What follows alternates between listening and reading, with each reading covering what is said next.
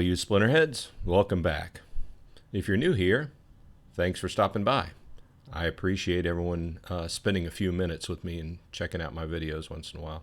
I'm Bronze Dragon, and I like to cover Splinterlands related topics on a weekly basis, sometimes a few times a week, depending upon how much is going on. With that said, thanks for dropping by this morning. I'm going to start calling these my Saturday morning stand-ups, because it seems, due to my schedule, this is kind of when I do them, and it's the most comfortable for me. And I'm able to wrap up my week's happenings and what I've been doing during the week on a Saturday morning after I've had a good cup of coffee. We just got a new pot, well, it's not a pot, but it's a machine it's an automated machine that makes espresso and cappuccino and regular coffees and stuff. We went with the Philips 3200 Latte Go model. If you get one, oh man, they make really good coffee, and it's really a step up from a K-cup machine, which I wanted to get away from all the waste, the plastic waste and everything.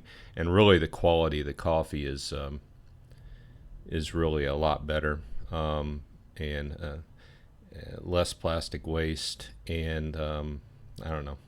Anyway, this isn't a coffee review. I just like coffee. So anyway, with that said, I'm calling it a stand-up. If anyone out there is in the software development business, you know what a stand-up is. It's just a meeting where a bunch of developers stand in a small room and talk about the current scrums and what's going on for that day. But I like it because it's alliteration, Saturday morning stand-up. Okay, so with all that out of the way, I just kind of wanted to wrap up my week. My week in a nutshell. I did some Splinterlands moves as far as cards and such. As you know, I try to improve my deck every week a little bit. But I primarily, to tell you the truth, I've primarily been playing Splinterforge on a daily basis. And I started out in silver, and then I moved to gold after I saw how silver was going. But we'll talk about that at the end of the video. I do want to dedicate a small portion to Splinterforge, because I did make some moves. At the end of the video, I also have some packs, some Gladius cases to open, and also some crates in Splinterforge to open. I like to finish up my videos that way. Anyway, let's talk about Splinterlands right now. Let's go ahead. Looks like I'm sitting pretty firmly in Diamond 3. And once again, for those who don't know, I do have Archmage playing my account. Due to my daily schedule, I like to get the most out of my account, so I let it play. I try to sit in that 70% ECR rating category. Right now, I'm a little bit below at 67%. I let it go all night. I kind of flip back and forth between 1 hand per hour and 2 hands per hour. Now, there's many different ways you can look at this. But I prefer to keep my ECR up there and not drain it. I'm not saying that's the best way to do it, but that's the way I do it. So usually during the day, I have it playing 2 hands per hour, and then at night I switch it over to 1, and this allows me to kind of stay in the 70% ECR rating. Mine drained a little bit more, so I have it set back to 1. Anyway, I seem to be setting in the Diamond 3 fine right now. But it comes and goes because I primarily have a gold deck. And that's one of the moves I made this week, which was finally getting my Obsidian to level 6. I've been working on getting my Chaos Legion Summoners to level 6, which is the highest for gold level. But Archmage, the service, has been playing pretty firmly in Diamond. And I kind of did a comparison back and forth a few weeks ago between, staying in gold, getting more chests, going into diamond, getting fewer chests, but, progressively a little bit better. So I've just been letting it stay in diamond, for better or for worse. Anyway, we can go into that. Let's jump over and see what I've done for the last week. So basically, I'm over here on Peak Monsters, and we're just going to look at my activity to see what I did. And we're going to start 7 days ago because I figure we'll just do it on a weekly basis. and just go through my rewards and such. I used to do a daily rewards opening, but I found that I ended up like losing hours. In other words, my chests would be available, but I would not be available to open them and do a video for a couple hours. So those couple hours, I kind of missed out on play and accruing chests for the next day. So I just put Archmage, there's a setting on there that says auto open chests, and then I just come back and check them out on the backside on Peak Monsters. So 7 days ago, last Saturday, I had a pretty good rewards. And, you know, going in the future, I do want to take a look at these new rewards cards a little closer. Obviously, I was not one of those YouTubers who had access to them early, so I'm really interested in them, and so far they look pretty cool. I haven't dove into them yet, but I did get a fair amount of them in this one day. Now, from here going forward, I haven't got that many this week, but this day I did get 7 Swamp Spitters, which kind of look like Teenage Mutant Ninja Turtles. Two Fire Collars, 5 Coastal Sentries, 3 Ravenhood Wardens, sorry, and a gold Possessed Puppet, which looks pretty cool, and a few merits on that day. On that day, I also did some purchases of, yeah, this was last week, the bear. If you've been following along, I've been trying to level my bear up. I eventually want to get it to max level, but it's been kind of a secondary purchase each week, and so each week I've been trying to go up 1 level at a time. So purchases over time. I do think it'll be worth it going forward in the future. It's turned out to be a pretty strong play card. I'm playing it actually in my Splinterforge hand, so for what it's worth. And then I combined some cards. What I've been doing is the new rewards cards. I'm just combining them. Every time I get some, I just keep combining them until I get a max level copy. After I get a max level copy, I will probably just lay off the combines and just leave them single BCX for the future. As it is right now, they can't be bought, sold, traded. But, you know, they have been discussing how they will allow those to go on the market after they go out of circulation. And that's still up in the air. There's a lot of talk around that. I'm not even going to speculate. One thing I don't like to do is speculate. A lot of these videos you see on YouTube just boil down to speculation. I don't really like to speculate. I like to wait until it's right there happening and then talk about the decision to be made and or the decision by the vote that's already been made, how it's going to affect us. Either way, I'm just combining them all until I get a max level copy. So, okay, so I made another purchase. Now, this is last week. Stone Splinter Orc Alpha. If you've been following along, you also know every week I want to buy 1 Alpha to boost my collection, just from a card collector's point of view, not from really a player's. But and I started at the low end and bought the cheapest forward, and going like that, just to, you know, add some alphas to my collection. And I also do. If you've been following along, I also run a secondary account, which I run a Splinter Rinse, which rinse out my cards, which, by the way, rentals have went way down since the advent of the new or the changes to the cards last week or a week and a half ago. Either way, I transfer the alphas over there because sometimes the alphas rent out. Okay, so I also transfer all my gold cards for rental. So everybody has a little bit of a different, you know, approach to renting out. But I think it falls into the heading of getting a little bit of DEC flowing in per day is better than having none. That's what it comes down to. Okay, so once again, 7 days ago.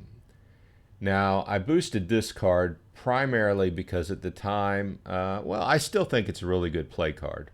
And at the time, I was playing it in the hand that I was using Splinterforge. I'm not currently playing it in the hand I use in Splinterforge, but I think it's a good, solid low mana card, or low mana match card, and I leveled that one up. And there was the combine on that. Now, next purchase I made was this card. I think it also falls under the same heading as that last one. I was using it in the hand in Splinterforge on that particular few days, and I leveled it up.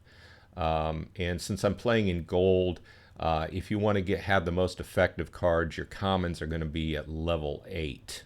So in Splinterforge, playing gold, you want your commons to be at level 8. This is whether they're directly out of your deck or whether you're running them. And another note on that is that when you're renting cards or you're buying cards to combine them for Splinterforge, you want to pay special attention to the powers they get. So a card, you may say, oh, I need to rent this card, and it picks up a power at level 6, okay, or level 8, either way, but the cards below that at level 5 are significantly cheaper to rent. It's worth it to pay a little bit more and get that extra power on that card and rent at that level, because if you rent below that, you're not taking advantage of that extra power, whether it be slow, strengthen, you understand. So I combined those cards. Next purchase was more of these for that combine. That was a combine. Next rewards. On this day, I got a few more cards. Gobson Bomber, a couple of those. I did get a nice pull on a Musa Celine. Ferox Defender, 6 of those, and 5 of the Wile E. Coyotes, which I had a laugh at because obviously it's a play on Wile E. Coyote from the old cartoons. I definitely want to max. I want a max level of all these. Let's cut to the chase there, but I want a max level of him. Okay, and these were some rentals, and these were for Splinterforge. That was one of them. Bard. Cards combined. These were just more of the rewards cards that I combined just to keep them up to date. Another rental. Ended up renting a gold that day because no other regular ones at that level were available. Rewards, and then I get into like a kind of a string of mediocre rewards. This day, almost won SPS, 64 merits and potions. Another day, a few fungus flingers, 3. A couple possessed puppets, 1.5 SPS, and a bunch more potions. Also, another note, as I mentioned before, keep an eye on your potion levels, because now, unless you've went in and you've turned them off in your potion settings, it's using it for every daily, well, not every. So daily, when you get your chests, it does a check behind the scenes, and if there are cards in that chest, then it's going to use a potion to try and get you better cards. So what this equals is you got to keep, if you have a low amount of potions and you're keeping them for pack openings or whatnot, you need to turn that off and turn it on specifically when you want to use it, right? So just keep an eye on that. Just a word of warning. More rented cards, and I'm specifically not going into all these cards I rented just because it's kind of, you know, what I'm using in my hand on Splinterforge. But if you're interested, anybody can always go into Splinterforge, and you can use, you can look at what hands people are playing, right? And see what they're playing, what they have good luck with. What I found, well, we'll leave that for the end. A few more words of what I've learned over the last week. Purchases. Okay, I wanted to boost him. And I wanted to boost that card. kind of moves I've made this week. Very strong card. Love this card, Stitch Leech. These are the combines for that, those two. There's some more rentals. Here's another rewards. Got a pack this day. Got a bunch of SPS, almost 50 SPS, a bunch of potions, 12 and 18 respectively, and a few merits there, 64. Combined, more combines, like I'm saying, keeping up to date on combining all of the rewards cards until I get them maxed out. Here's another day of rewards. 5 War Pegasus, I guess that would be 5 War Pegasi. 8 more Wily Coyotions. So a few of these cards I'm up on level 2 now. Kulu Mastermind and some more Swamp Spitters. And I combine those cards. Here's a purchase. Oh, now this was yesterday. So as I mentioned at the head of the video, I did use this week's quote-unquote allowance to boost my obsidian from level 5 to level 6. I had been accruing some cards over time, so I needed 12 more to boost her, and I got 12 at $1.73 through Peak Monsters with bids. So I saved a little bit of money there. Here are my rewards from yesterday. 2 Ferox Defenders, 1 Pyre Watch Devil, almost 1 SPS, and a few potions. And here are some more obsidians that I bought. Then I failed. I didn't see that the computer had already claimed my chests, and I tried to, so that failed.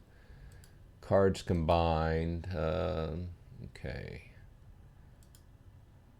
And there's the other obsidians that I got on bid. Now this is the bears. I did level up the bear. I believe I have him at level 6 now. Let's go ahead and search commons. Yeah, level 6. So the next step will be level 7, which is a very big step because it picks up the force field. But it will require the purchase of 50 BCX. So, and I combine those. So with that said, let's go ahead and go into open some packs. So I have 2 packs that and 2 Gladius cases that I got over this last week. Just finished up the week's brawl, and we did pretty good, so I was able to buy a second Gladius case. Let's go ahead and open these first, see what I get.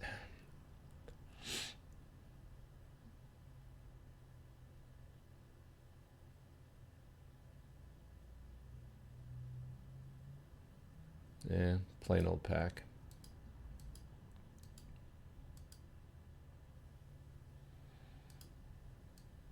Come on. Give me an epic or legendary. My commons are coming along pretty well, and the rares are coming along pretty well, but yeah, this is just a regular pack. I like her. I play her a lot. Pretty strong card for 3 mana, I believe. Let's go in and look at my status of my Gladius. So they're coming along. I mean, you can see, let's look at the commons specifically.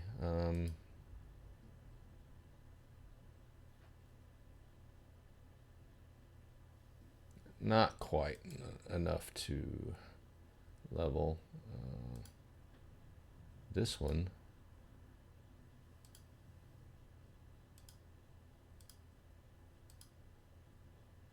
I can level to level 3.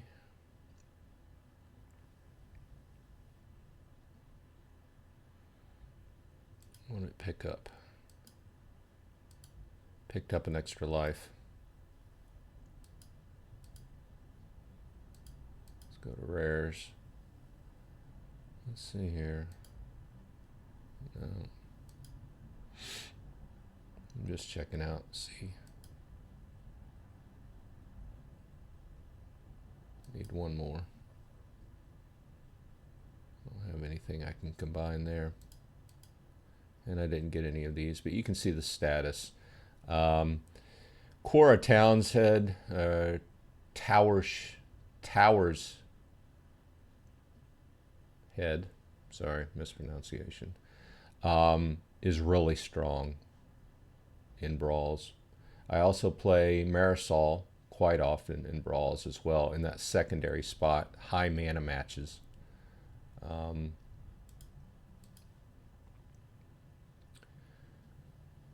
And Fina and Zulax I play quite commonly, but obviously since these are all good cards. Anyway, let's go back to open up some regular packs.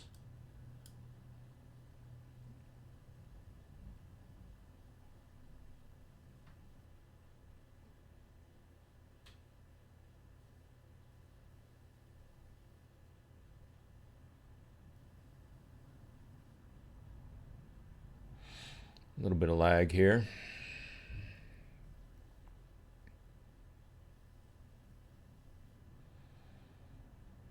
By the way, I appreciate everybody subscribing. If you're into this meat and potatoes part of the video, then I appreciate you listening. I still plan on going live as far as with video on my videos when I hit 100 subscribers. I'm at 85 now, so if you like this kind of content and like this kind of discussion, please subscribe. I do have a camera set up ready to go. I just have to get it implemented when I hit 100, and then you'll see my lovely gray beard. I'm also considering doing a live stream once a week, and I'm kind of getting worried about this pack opening because it's taken so long. Here we go.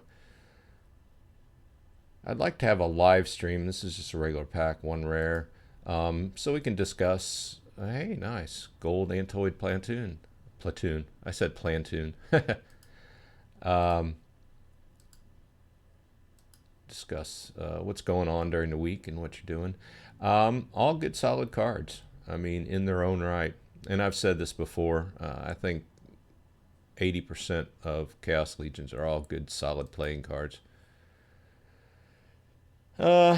Funnily enough, I mean, the Venari Spellsmith is not a common one I use, but I do use Antoid Platoon, Shadow Snitch, and Hardy Stonefish, especially in low mana matches.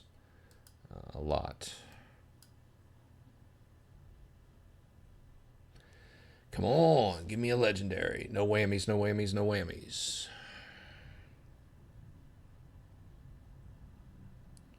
Well, there's an epic. I'll take it. Ooh, nice. Deep Lurker. One of my favorite cards. Hill Giant, also a good one for low mana. Acid Shooter. Nice. Let me check out where I stand. So that's the pack openings, but I just wanted to check out my Acid Shooter. 3. So I got a few more before I can hit level 3 on that. So either way, let's jump over to Splinterforge because I wanted to say a few things on Splinterforge before I called it a day. Like I said, I've currently, this week, I've really put some effort into improving my hero. And if you've been with me on my last Splinterforge video, I did open up some crates, but I didn't get much of anything but some commons and rares. But through playing and placing in not the last gold match, because the last gold match was a real fluke. It was this Scarecrow guy, and he went down fast, like less than 24 hours. But the last one, the last Jabba the Hutt, this guy is big and strong, and he takes forever to kill, like 4, 5, 6 days, right? He's got so many hit points. But either way, I placed, and I got enough forged to do a few purchases. And what I did was I purchased mainly some armor and some rubies, because the way I'm approaching it is, first of all, what I've learned is you want to be fast. You want to have cards that give you speed so you can hit a lot more times than the boss mob. And you also really need health. Okay? Shield's okay, but when their magic attack comes through, it's not going to touch that shield. It's going to go straight for the health. So my approach, for good or for bad, I've been going straight for health, right? So you can see that I went with, they're faded rubies now, and I do have one chipped ruby, mainly due to price. I'm only working with a certain amount of money, low end amount of money, so I'm not a whale. So I've been throwing rubies on there, and I have not worried about adding extra sockets to my equipment yet. But currently, I do have epic equipment on each of my slots on my warrior. Haven't touched. I tried playing a wizard and a ranger, but due to the strength of the equipment I had, the warrior's the best way I can go now. So I've been working on it. I still have a few slots that would be better off with more rubies, and or I think my next improvement is going to be taking my faded obsidian and going into a epic version of that, which would give me an extra attack. I think that would help out. Let's go ahead, and I've decided I haven't bought any more alpha crates. However, I do have 10 left from my purchase last week, which was less than stellar. So I decided I'm not going to hold them. I'm just going to open them all at one time and see if I have anything that can help me out. So let's go ahead and open those up. I know this is turning into a long video, and I appreciate everyone watching, but I wanted to go ahead and kind of get this all in there because it's what I've been doing this week. Rares. Well, nice. Legendary Elite Hardy Tome. So that will be helpful on my mage, or I may decide to sell that to get some other equipment. I do plan on, let's look at this.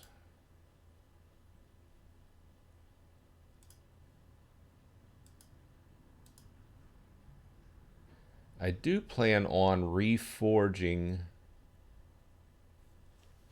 probably all of my commons, but that really is dependent upon having enough forge to do it, because every time you do it, it's like 250 forge.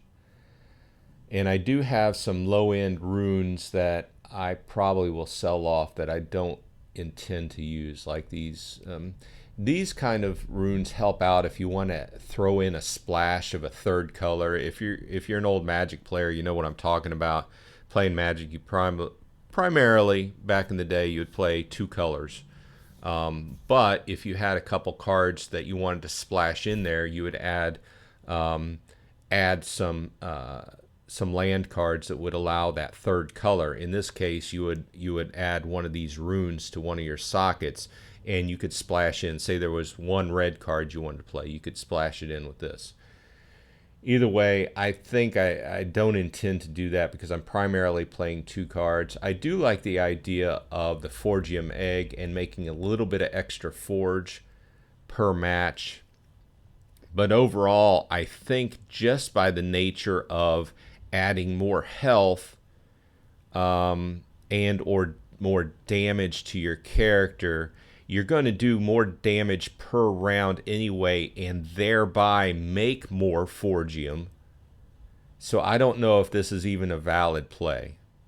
So I mean, I'm sure there's a lot of different good ways you can look at these plays, but at this point I was concentrated on getting all epics on my warrior, because I felt that the legendaries would be out of my price range currently, And I may probably also add secondary sockets to some of these, and boost my life, as well as probably end up needing to boost my shields as well. You can see my current situation, my character. I got a decent amount of life, but the rest of my stats are suffering a little bit. But I will tell you this, is as I've come along and improved my character, my damage done per game has improved. And if you look at the other battles going down with the people that go into recent battles, the people that are doing a lot of damage, they have, well, this guy's kind of an oddity because he's got a lot of shields, a low end health, but he's got high rented cards, right? Actually, you know, this one's more expensive, this one's more expensive, more expensive. And obviously the kitty goes for premium dollar. But a lot of these guys who score well have, and see, you know what? We're going in here and I'm starting to make a statement and they're proving me wrong. It appears that on this boss, a lot of people are going magic. So maybe you might want to take a look at that. I mean, I've been scoring, I don't know, 200 to 300 average with my warrior. You can see my last game was 193. But that's primarily because I just don't have my other characters outfitted yet. See, here's kind of what I was pointing out is, generally speaking, the people scoring a lot of damage are, they have their characters in Splinterforge spec'd out. In other words, in high-end legendaries, leveled up legendaries with multiple sockets and such. Because you can see this guy's got 25 life, 15 shield, 7 and 6. So he's piled his runes into health and shield, which are kind of the obvious ways to go. Now, whenever it'll be interesting to see whenever the speed rune comes out, which is a sapphire. They have it slated to come out. No word on when it's going to come out, but it seems like, I'm guessing, since everybody kind of goes the speed route, I'm guessing that people are going to start dumping some of that shield or some of that life for speed runes. And I'm guessing the reason why it hasn't come out yet is it might be game breaking. So we'll see how that goes. So I'm playing along, and I'm currently playing in gold. I did start out in silver, and I saw basically like it is in Splinterlands. There's just a lot more competition in silver. You jump up to gold. Now, there's not as much competition. However, the competition is heavier. In other words, you've got some big dogs at the top renting the high-end cards. So, you know, it's give and take. I've learned some things. Like I said, you want to have speed, as much speed as possible. You want to have life. Start adding life to your character as much as possible. Some shield is good, and it just really depends upon your luck with opening your crates. Now, I will say that I have not bought any more crates since the original purchase. The equipment I've been getting have been off the Discord channel, and if you scroll down in Discord, there's a P2P trading channel, and for the most part, everybody I've had interactions with, the trades have worked well. But obviously, you do want to watch who you're trading with, and sometimes it's just it's a gamble. But there's several of these guys on there that it appears to me that they're doing this as a business, right? They're buying chests, they're opening them up, they're selling cards, buy, sell, trade, and making money doing this. So a lot of them, I mean, you don't have to worry about the big names because they do this all day long. I mean, before I go to work, they're on there. After I get home from work, they're on there. At lunchtime, they're on there. So so they're not going to ruin their rep by you know, stiffing you for a card. But always beware. So with that said, I think this video has gone long enough, and you can thanks for coming to my first Saturday morning stand-up. I hope you come back if you got anything from this and would like to get updates as I put more of them out. Please like and subscribe and hit that bell. Like I said, I am thinking about doing starting a weekly live cast, and I'm still thinking about that. But please subscribe. It helps me out, and when I hit that 100 mark, I'll start adding my video to the bottom of this channel for whatever that's worth. I just thought it was a funny addition. So anyway, have a good week, and I hope everyone's happy and healthy, and I will catch you on the flip side.